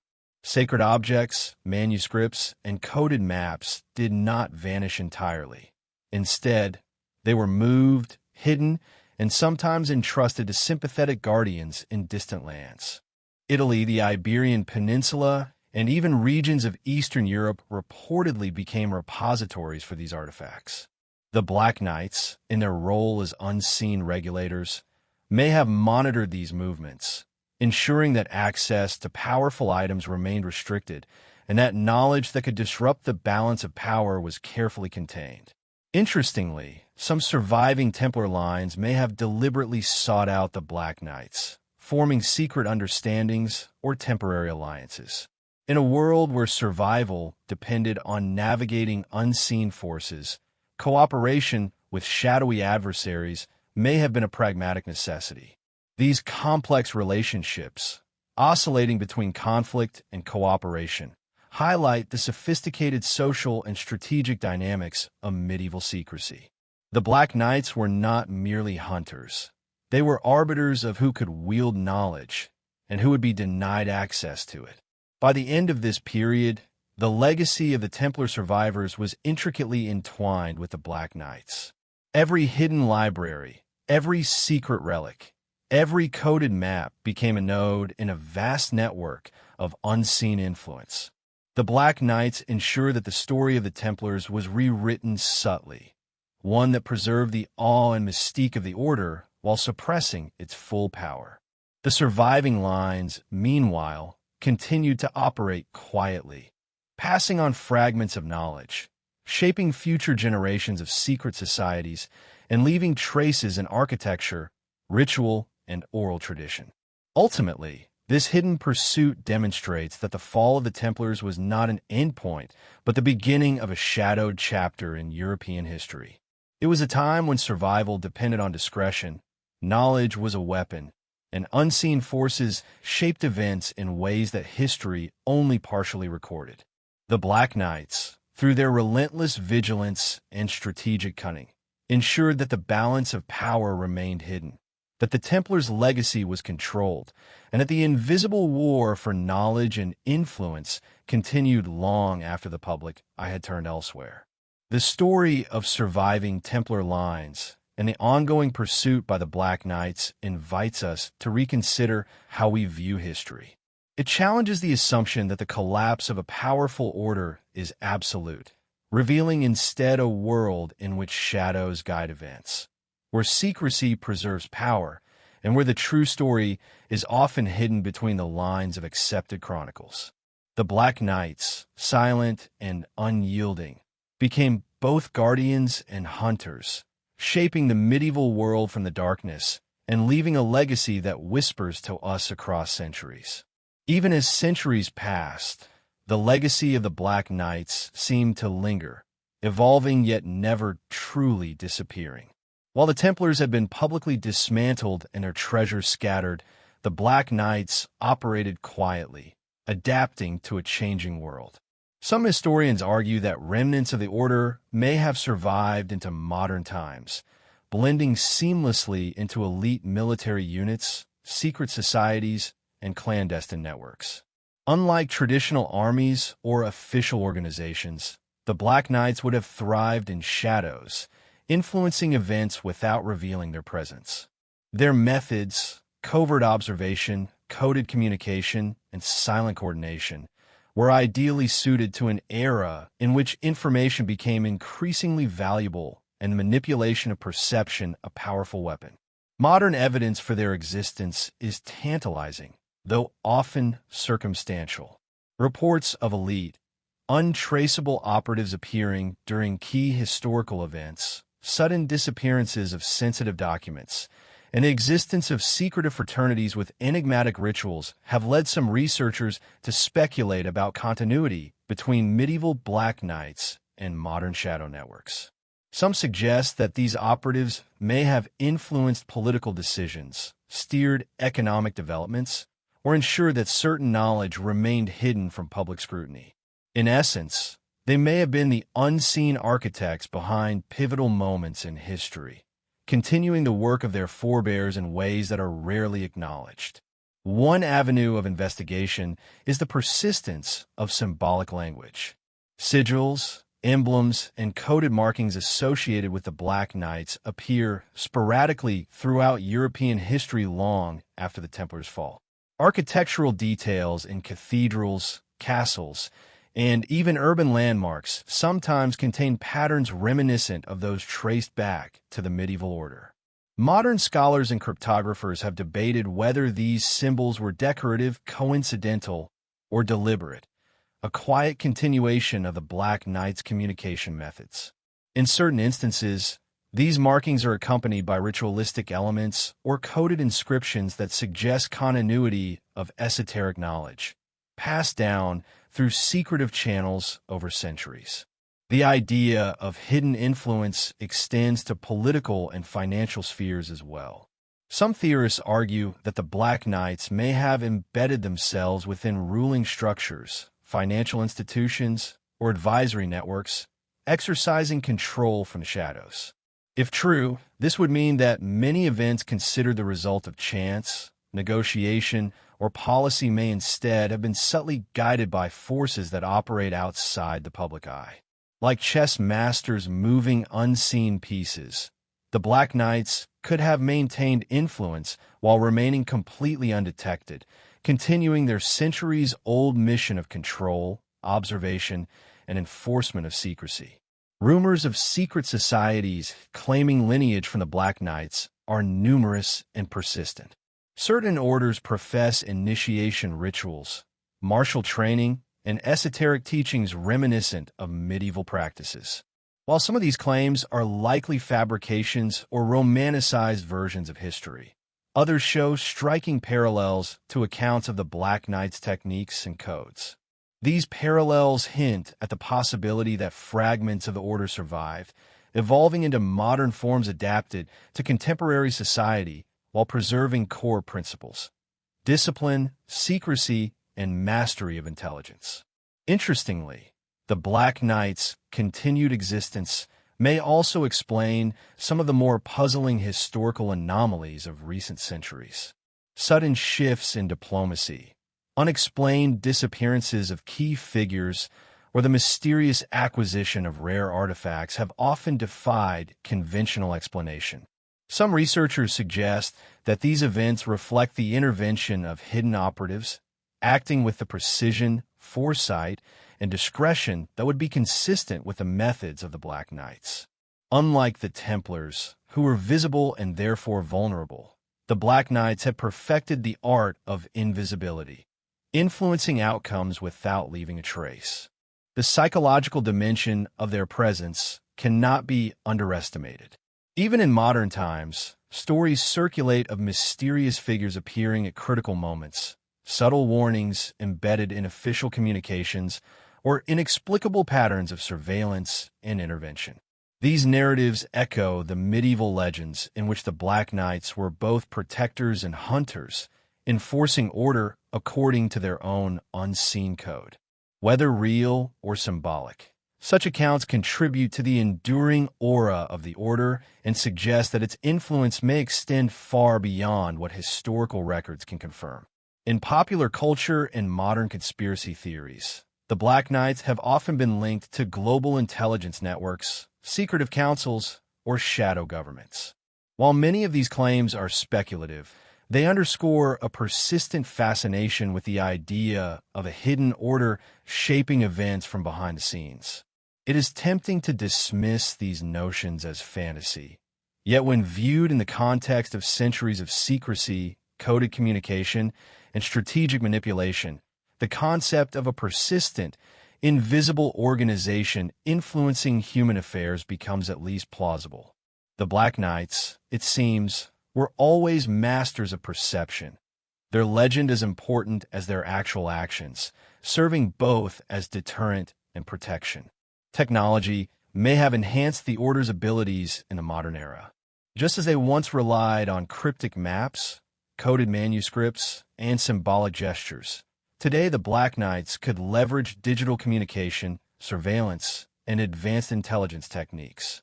Their centuries-old expertise in observation, misdirection, and strategic intervention could theoretically be translated into the digital age, allowing them to continue operations undetected, influencing events on scales unimaginable to their medieval counterparts. The same principles, secrecy, precision, and control of knowledge, remain timeless. Ultimately, the modern traces of the Black Knights serve as a bridge between past and present, linking medieval mystique with contemporary speculation. They remind us that history is not a series of isolated events, but a continuum shaped by visible and invisible forces alike. The echoes of the Black Knights challenge our understanding of power, secrecy, and influence, suggesting that some orders operate on timelines far longer than those recorded in public chronicles. Whether their modern manifestations are literal or metaphorical, the legend endures, a shadow order whose purpose is eternal vigilance, whose methods are refined across centuries, and whose influence, though unseen, is profound. In examining the Black Knights today, we confront an unsettling question. How much of our world has been shaped by forces we cannot see, guided by actors who remain entirely in the shadows? The possibility that they persist, whether as a literal organization or as a philosophical archetype, adds a layer of tension to our understanding of history, suggesting that the story of the Templars and their hunters is far from complete. Even centuries later, the shadow of the Black Knights lingers, a reminder that some histories are hidden, some powers operate unseen, and some mysteries refuse to be fully solved. The Black Knights were not merely warriors of steel and strategy. They were also custodians of knowledge, prophecy, and esoteric wisdom. Some records and legends suggest that the order had access to visions and texts that transcended the immediate concerns of political power or military conquest. These prophecies, cryptic warnings, and mystical insights were carefully guarded, written in obscure symbols, or passed down orally to initiates who could comprehend their layered meanings. The deeper one delves into the surviving fragments, the more it becomes clear that the Black Knights operated not only in the physical realm, but also in the spiritual and symbolic dimensions of history. Many of these prophecies revolved around cycles of power, hidden treasures, and the rise and fall of secret orders. Certain manuscripts hint at events that were to unfold centuries after the Templars' fall, suggesting that the Black Knights were aware of far-reaching consequences of their actions. One recurring theme is the notion of balance, that knowledge and power, if misused or revealed prematurely, could bring chaos, whereas properly guarded, it could guide civilization toward stability. The Black Knights' careful orchestration of Templar survivors, relics, and forbidden knowledge may thus have been informed not merely by survival or control, but by a philosophical understanding of cosmic and societal order. The prophecies themselves were often encoded in complex symbols, allegories, and astrological references. Stars, planetary alignments, and celestial events were interpreted as markers of pivotal moments, when to act, when to hide, when to reveal or conceal. Some researchers have noted correlations between the dates of Templar arrests, Black Knight movements, and unusual celestial occurrences, suggesting a level of planning that transcended conventional strategy. In this way, the Black Knights may have operated on a temporal scale almost inconceivable, blending observation, calculation, and intuition to guide history according to hidden designs. Many legends claim that these warnings were not solely predictive, but also instructive. They contained guidance on safeguarding knowledge, selecting trustworthy allies, and recognizing threats that would remain hidden from ordinary perception. Certain texts, allegedly preserved by clandestine custodians, describe the creation of hidden vaults and secret archives, protected by coded rituals and physical barriers designed to confuse, mislead, or intimidate intruders. The sophistication of these measures reflects not only the intelligence of the Black Knights, but also their understanding of human nature. Fear, curiosity, and ambition could be as potent a tool as swords or secret passageways. Prophecies associated with the Black Knights also include the notion of recurring cycles of conflict. In some esoteric texts, there are references to a return of the shadows, a period when secret knowledge might again be threatened, when hidden forces must act to preserve or control its dissemination. Scholars have debated whether these passages were literal predictions or symbolic representations of the ongoing struggle between secrecy and revelation, between custodians of hidden wisdom and those who would exploit it. In either case, the message is clear. The Black Knights viewed history not as a series of disconnected events, but as a continuum, one in which foresight, timing, and discretion were paramount. Some modern interpretations suggest that these prophecies influenced not only medieval decisions, but also later movements, secret societies, and even geopolitical strategies. Allegedly, whispers of the Black Knight's warnings filtered into the foundation myths of esoteric fraternities, guiding ritual practices, hierarchies, and codes of conduct. While the evidence is fragmentary, the parallels are striking. The emphasis on secrecy, strategic patience, and the safeguarding of knowledge appears consistently across centuries. Whether intentional or coincidental, these patterns hint at an enduring legacy that transcends time, linking the medieval shadow order to modern manifestations of hidden influence. Astrological and mystical elements played a key role in the order's warnings. Certain prophecies were tied to the lunar cycle, planetary conjunctions, or solar events, providing temporal markers that determined when particular actions were to be taken. Some texts describe elaborate rituals performed in alignment with celestial movements, designed to enhance perception, amplify intuition, or protect knowledge from those deemed unworthy. These practices suggest that the Black Knights were not only strategists and warriors, but also scholars of the unseen, integrating spiritual understanding with practical operations to maintain their influence over centuries. The psychological impact of these prophecies should not be underestimated. For those who encountered them, whether initiates or adversaries, the sense that a higher intelligence was at work, guiding events with precision and foresight, could inspire awe, fear, or obedience. Even vague references in letters, codices, or oral tradition carried weight, shaping decisions, alliances, and strategies.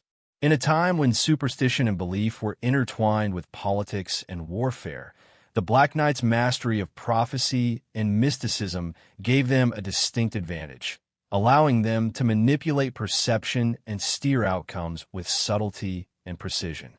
Interestingly, some esoteric accounts suggest that the Black Knight's prophecies extended far into the future, beyond the collapse of the Templars and even beyond medieval Europe. Certain manuscripts hint at hidden knowledge that could influence modern times, including the safeguarding of relics, the emergence of secret networks, or the timing of pivotal global events. While these interpretations are often speculative, they underscore the enduring fascination with the order and the idea that their awareness of history's broader patterns may have been both strategic and spiritual. By blending prophecy, ritual, and secrecy, the Black Knights created a multidimensional framework for action, one that integrated the physical, intellectual, and spiritual realms. Their warnings were never simple predictions. They were coded instructions, guides to survival, and instruments for preserving knowledge across generations. The cumulative effect was an organization operating simultaneously in plain sight and beneath perception, shaping outcomes according to principles that remain partially hidden to this day. The esoteric dimension of the Black Knights invites reflection on the nature of hidden history itself. It challenges the assumption that events occur in isolation or solely as a result of visible forces. Instead, it suggests a world in which secret knowledge, prophecy, and strategic foresight interact with power, ambition, and human agency. In this sense, the Black Knights were not merely hunters or custodians. They were architects of a hidden timeline, guiding history through shadows and whispers, ensuring that the consequences of knowledge were always carefully managed.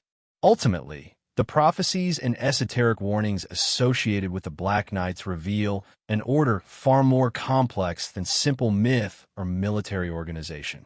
They were strategists, scholars, and seers, whose vision extended beyond immediate conflicts to the long arc of history. Their legacy reminds us that secrecy can be a tool, foresight a weapon, and knowledge a force capable of shaping civilizations. The warnings they left behind, encoded in symbols, manuscripts, and ritual, continue to challenge us, urging a deeper awareness of the hidden currents that flow beneath the surface of recorded history. The climax of the Black Knight's story arrives not in open battle or public trial, but in the unveiling of the full scope of their influence. A revelation that stretches across centuries, blending history, myth, and hidden networks into a single, breathtaking narrative. It is here, in the shadowed convergence of past and present, that we begin to grasp the magnitude of an order that was never merely a military force. The Black Knights were orchestrators of events, guardians of forbidden knowledge, and silent arbiters of power, capable of guiding the fate of individuals, empires, and even ideas, without ever revealing their hand. To understand them fully is to recognize that history is not solely shaped by what is seen and recorded, but by what operates in silence behind the veil. Consider the fall of the Templars, long regarded as a straightforward story of political greed. Seen through the lens of the Black Knights, it becomes a sophisticated operation of surveillance, subterfuge, and psychological manipulation. The arrests, trials, and disappearances that once seemed like the result of ambition and papal politics were, in part, guided by an invisible hand, ensuring that only certain knowledge survived, that certain relics were hidden or redirected, and that select Templar lines were preserved or eliminated according to strategic necessity.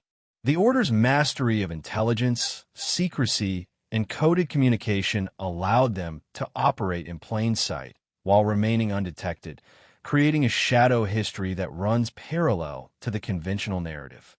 The impact of the Black Knights extended far beyond their interactions with the Templars. Through the centuries, they're said to have influenced political intrigues, military campaigns, and the movements of knowledge itself. Records, when carefully examined, reveal patterns of intervention. Key events seemingly shaped by unseen actors, critical information vanishing or appearing at precise moments, and decisions that defy conventional explanation. In some cases, entire lines of inquiry, scientific discoveries, or religious movements may have been subtly guided or constrained, the Black Knights ensuring that certain outcomes occurred while others were suppressed. Their power was invisible but absolute, exercised through patience, intelligence, and an unparalleled understanding of human behavior. Central to this revelation is the notion that the Black Knights were not merely reactive but proactive, shaping history according to a vision that transcended immediate events. Their prophecies and esoteric knowledge allowed them to anticipate conflicts, understand the vulnerabilities of powerful orders, and manipulate circumstances with foresight that rivals modern strategic planning. They moved like chess masters across centuries, always calculating, always observing, never revealing the full extent of their influence. The interplay between destiny, knowledge, and intervention became their instrument, creating outcomes that appeared coincidental or inevitable to those living in the moment. Artifacts and symbols play a crucial role in this story. Many of the relics once associated with the Templars, from sacred objects to coded manuscripts, are believed to have passed through the hands of the Black Knights. These items were not merely treasures, but instruments of influence, carrying knowledge, ritual significance, and strategic value. The deliberate concealment, relocation, or reinterpretation of these artifacts allowed the Order to maintain control over their potential impact. In effect, the Black Knights curated history itself, determining which knowledge would survive, which narratives would persist, and which truths would remain buried. The psychological and mystical dimensions of their power cannot be overstated. Legends speak of figures who appeared at decisive moments, thwarting assassinations, guiding leaders, or warning of impending danger. These interventions were often subtle, leaving no trace beyond anecdotal memory or cryptic record. Yet their effect was undeniable. Individuals who might have altered the course of events were influenced, preserved, or prevented from acting, ensuring that the trajectory of history aligned with the hidden design of the Order. The Black Knights, operating in shadows, shaped human destiny with the precision of invisible hands. This climactic understanding also reframes the concept of secrecy itself. The Black Knights were masters not only of concealment, but of perception. They understood that power is most effective when invisible, that influence is strongest when unrecognized, and that fear, respect, and awe are as potent as any sword. By controlling the flow of knowledge, orchestrating events in silence, and cultivating a reputation that blurred the line between reality and legend, they created a legacy that was at once terrifying, protective, and inscrutably wise. Their greatest weapon was the mind, both their own and those of everyone who encountered the consequences of their actions. Modern implications of the Black Knight's work are equally profound. If, as some suggest, remnants of the order survived into contemporary times, their influence may still ripple through secretive networks, intelligence agencies, and elite organizations. Patterns of decision-making, unexplained interventions, and the preservation of certain knowledge could all be traced back to the methods pioneered by this medieval shadow order. The possibility that an unseen hand continues to guide events adds a chilling layer to our understanding of history, suggesting that what we perceive as random, political, or coincidental may in fact be part of a hidden design maintained across centuries. In examining the Black Knights, one also confronts the fragility and power of knowledge. The Order's careful curation, suppression, and protection of information demonstrates that history is not simply a record of facts, but a landscape shaped by what is known, what is hidden, and who controls the narrative. Every cryptic map, coded manuscript, and ritualistic symbol represents a choice, a decision about what the world should know and what should remain obscured. The Black Knights were not only warriors and custodians. They were historians, philosophers, and strategists whose influence continues to echo in ways both tangible and unseen. The climax, then, is not a single moment, but a revelation of scale. The Black Knight's story transcends battles, executions, and relics. It encompasses centuries of strategic influence, psychological mastery, and esoteric knowledge. Their existence challenges the notion that history is fully accessible, reminding us that much of what shapes civilizations occurs in shadows, guided by those who operate beyond visibility. The Templars' downfall, the preservation of hidden knowledge, and the continued speculation about modern influences all converge in this understanding.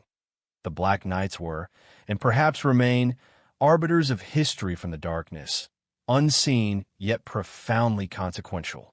By the end of this chapter, the audience is invited to perceive history not as a linear narrative, but as a multi-layered tapestry, woven with threads of secrecy, foresight, and unseen influence. The Black Knights emerge as a masterful presence within this tapestry, an order that transcends time, war, and politics, whose legacy challenges everything we assume about control, knowledge, and the forces that shape our world.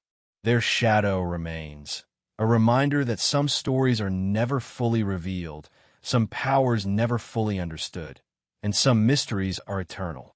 As we reach the closing chapter of this story, the full weight of the Black Knight's shadow becomes undeniable. Their legacy is not confined to the medieval world. It reverberates through centuries, leaving traces in history, legend, and perhaps even in the structures of power that shape our modern lives. Unlike conventional historical narratives, which privilege visibility and record, the Black Knights remind us that influence often operates in silence, in margins, and in the spaces between events that historians can trace. Their story challenges our perception of cause and effect, prompting a reconsideration of what it truly means to wield power. The preservation of knowledge was at the core of their mission. Unlike conquerors who sought territory or riches, the Black Knights safeguarded ideas, relics, and esoteric wisdom. They understood that knowledge is both dangerous and transformative, capable of altering destinies, shaping societies, and challenging authorities. By controlling its flow, concealing it from those unprepared to handle it, and guiding it toward select individuals and groups, the Black Knights acted as stewards of history itself. Their methods, subtle yet precise, ensured that the most potent forms of knowledge survived the ravages of time, persecution, and war. At the same time, the Black Knights embody a paradox. They were protectors and predators, hunters and guardians. To the Templars, they could be ruthless adversaries. To civilization at large, they may have been unseen preservers of order. This duality is central to understanding their impact. Every action, from the careful orchestration of the Templars' downfall to the protection of hidden relics, reflects an underlying philosophy that the consequences of knowledge and power must be managed with foresight, discipline, and discretion. Their story forces us to question whether history as we know is the story of events themselves or the story of those who shaped them from the shadows. The myths surrounding the Black Knights, spectral appearances, cryptic messages, and miraculous interventions are more than mere stories. They serve as reflections of a world where perception is manipulated, where fear, respect, and awe become tools of strategy. Legends of black-armored figures who move unseen, guiding or warning, evoke the sense that the world is larger than it seems, and that unseen forces operate continuously to preserve, manipulate, or correct the course of events. Even centuries later, these stories provoke curiosity and wonder, inviting us to explore the intersections of reality, myth, and hidden influence. Modern echoes of their legacy are perhaps the most compelling. Scholars, conspiracy theorists, and historians alike have speculated on the survival of secret networks inspired by or descended from the Black Knights. From clandestine organizations in Europe to global intelligence structures, traces of their methods, secrecy, strategic foresight, and control of knowledge appear in diverse contexts. Whether these modern entities are literal descendants of the order, philosophical heirs, or simply inspired by its enduring myth, the principles remain the same. Influence is most effective when unseen, power is greatest when knowledge is controlled, and history can be guided without revealing the hand that guides it. Reflecting on the Black Knights also invites introspection about the nature of secrecy itself. Throughout history, knowledge has always been contested, hidden, or protected. The Black Knights exemplify the tension between revelation and concealment, demonstrating that what is left unseen can be as consequential as what is made public. Their methods highlight the fragility of historical memory and challenge the assumption that what is recorded in texts, archives, and chronicles constitutes the full story. The hidden forces they suggest may have far more influence than is immediately apparent. Yet the story of the Black Knights is not one of mere cynicism or shadowy dominance. It is also a tale of vigilance, responsibility, and strategic wisdom. The Order's careful stewardship of knowledge, their attention to timing, and their understanding of human nature reflect a disciplined philosophy, one that emphasizes foresight, patience, and ethical control over power. In a world often shaped by immediate desire, impulsive ambition, or visible force, the Black Knights demonstrate the enduring potency of thoughtful, measured influence, even when executed in secret. Their legacy also serves as a mirror for contemporary society. The tension between secrecy and revelation, power and responsibility, continues to shape the world around us. In an age of information, the lessons of the Black Knights remain relevant. Control of knowledge shapes outcomes. Influence can be wielded invisibly, and understanding the hidden currents beneath the surface of events is essential to understanding history itself. By studying their methods, symbols, and the traces they left behind, we gain insight into the invisible forces that continue to shape our lives, often without our awareness. As we reflect on their century-spanning presence, the Black Knights emerge not as villains or heroes, but as a force that defies conventional categorization. Their influence cannot be measured by battles won, lands conquered, or titles held. Instead, it is measured by the subtle guidance of events, the careful preservation of wisdom, and the creation of a shadowed legacy that persists across time. They occupy the liminal space between history and myth, fact and legend, reminding us that the most powerful forces often operate where we least expect them. In conclusion, the story of the Black Knights is a meditation on secrecy, power, and history itself. It invites us to consider that much of what we understand as history is shaped not only by the visible actors, but by those who act in shadows, safeguarding knowledge, shaping outcomes, and guiding the course of events in ways that remain largely hidden. Their presence across centuries, from the fall of the Templars to modern speculation, challenges the boundaries between myth and reality, reminding us that some stories are deliberately concealed and some forces are perpetually invisible.